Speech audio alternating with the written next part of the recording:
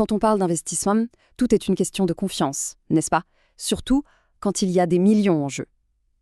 La grande question, c'est comment savoir si les chiffres qu'on nous montre sont, réels. C'est justement là qu'un personnage essentiel entre en scène. Allez, imaginons un instant. On a 5 millions de shekels à investir. Une somme pareille, ça peut clairement changer une vie. Mais bien sûr, ça représente aussi un risque énorme. Alors la question qui se pose, elle est simple, mais cruciale. Qu'est-ce qu'on fait de cet argent? Où est-ce qu'on le place pour qu'il travaille pour nous, sans tout perdre?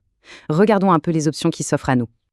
On en arrive donc à l'enjeu de l'investissement, le fameux couple risque-récompense. En gros, on va voir qu'il y a 3 grandes pistes, et chacune a son propre dosage entre le danger et ce qu'on peut y gagner.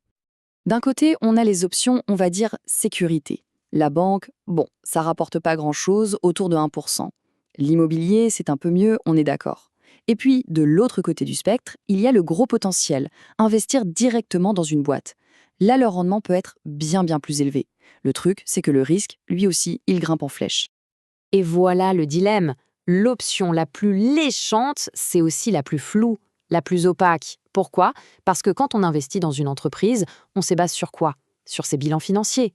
Et là, la question à 1 million, ou plutôt à 5 millions, c'est comment être sûr que ces chiffres ne sont pas un peu trop beaux pour être vrais?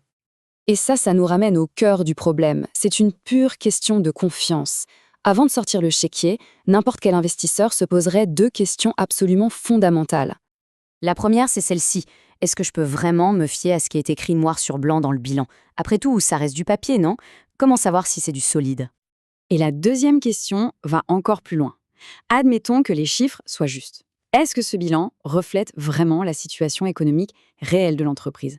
Sa santé en quelque sorte. Et là, on touche au nerf de la guerre, au cœur même du risque. Heureusement, face à ces doutes, il y a une réponse. Et ce n'est pas juste une suggestion, non, c'est une obligation légale. Cette réponse, c'est le commissaire aux comptes indépendant. En Israël, par exemple, la loi est très claire là-dessus. C'est l'article 154 du droit des sociétés, et il dit quoi? Il dit que toutes les sociétés à responsabilité limitée doivent nommer un commissaire aux comptes. C'est pas une option, c'est là pour garantir la transparence. Ok, mais c'est quoi exactement un commissaire aux comptes? Le plus simple, c'est de l'imaginer comme un arbitre totalement externe et indépendant. Son job, c'est de passer les comptes de l'entreprise au peigne fin et de vérifier que tout est sincère et en règle. On pourrait croire que c'est un rôle un peu technique, un peu dans l'ombre, mais en réalité, c'est rien de moins que la colonne vertébrale de l'économie. Parce que sans ce contrôle, sans cette vérification, tout le système de confiance s'effondre. Et si on devait retenir un seul mot, ce serait celui-là, indépendance. C'est la qualité essentielle. Pour son travail et la moindre valeur, le commissaire aux comptes ne doit être sous le contrôle de personne et surtout pas de l'entreprise qui l'audite. C'est un véritable garde-fou.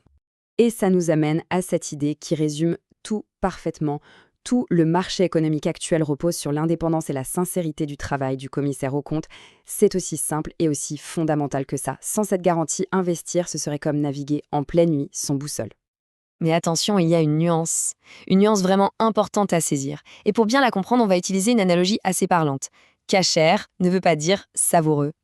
C'est le professeur Herzl Fatal, qui est une sommité dans le domaine, qui l'explique très bien. Il dit « Lorsqu'un commissaire aux comptes certifie que ce qui est écrit dans le bilan est fiable, ça ne veut pas dire pour autant qu'il faut investir dans cette société. » Et ça, c'est la distinction clé à comprendre. Regardez, c'est très simple. Un certificat de cache-route, ça garantit une chose. Que la nourriture respecte les règles. Point. Ça ne dit absolument pas si le plat est délicieux ou pas. Eh bien, pour le rapport du commissaire aux comptes, c'est exactement la même chose. Il certifie que le bilan est fiable, que les chiffres sont corrects, mais il ne garantit pas du tout que l'investissement sera une bonne affaire.